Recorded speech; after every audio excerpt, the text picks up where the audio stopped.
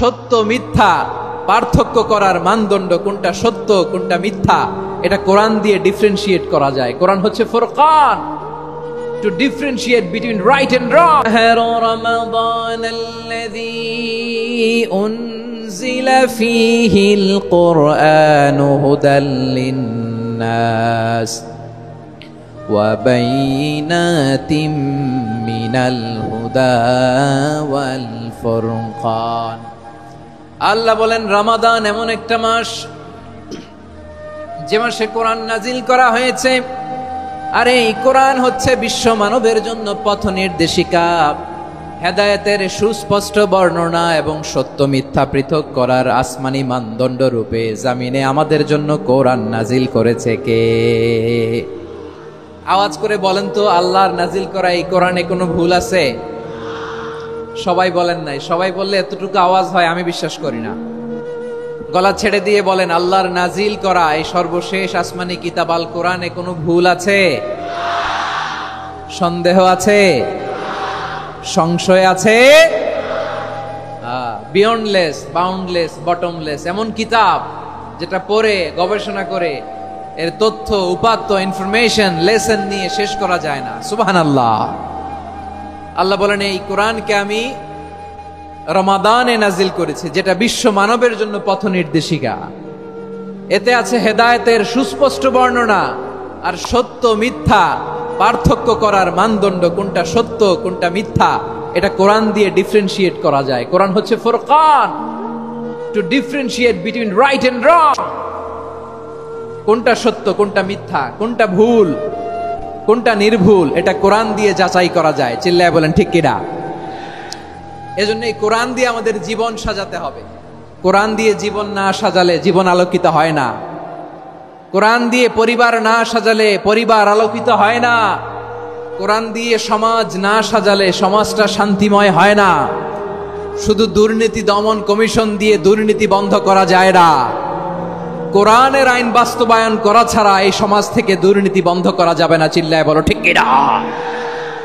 আমার প্রিয় ভাইরা, এই কোরআন নাজিল হয়েছে রমাদান আল মুবারক, এই বরকতময় মাসে।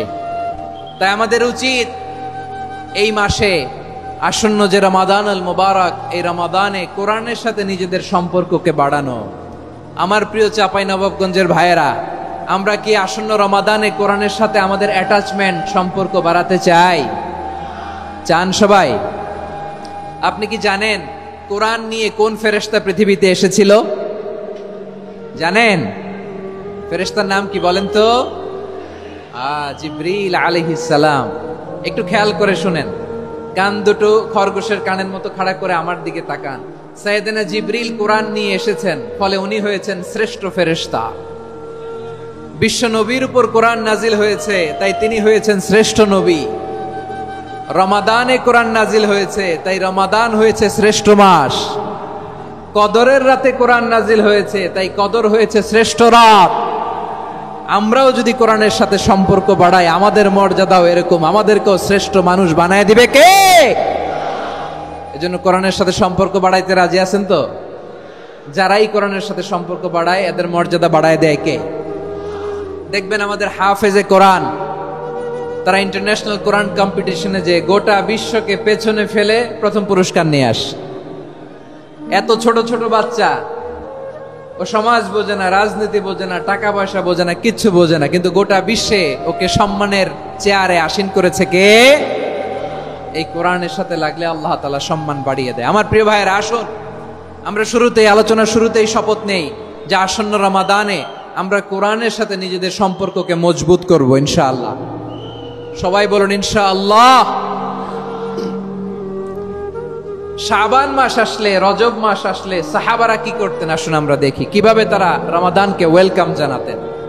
রজব শাবান আসলেই ওনারা রমাদান পর্যন্ত পৌঁছার আকুতি, আগ্রহ আর ফরিয়াদ আল্লাহর কাছে জানাতেন আর বলতেন, ইয়া আল্লাহ, রমজান পর্যন্ত আমাদের হায়াত বাড়িয়ে দাও। আল্লাহুম্মা বাল্লিগনা রমাদান, আল্লাহ তুমি রমজান পর্যন্ত আমাদের পৌঁছে দাও। আল্লাহুম্মা বারিক লানা ফি রজব ওয়া শাবান ওয়া বাল্লিগনা রমাদান, আল্লাহ রজব শাবানে বরকত দাও, আল্লাহ রমজান পর্যন্ত তুমি আমাদেরকে পৌঁছে দাও। আওয়াজ করে পড়ে না আমিন।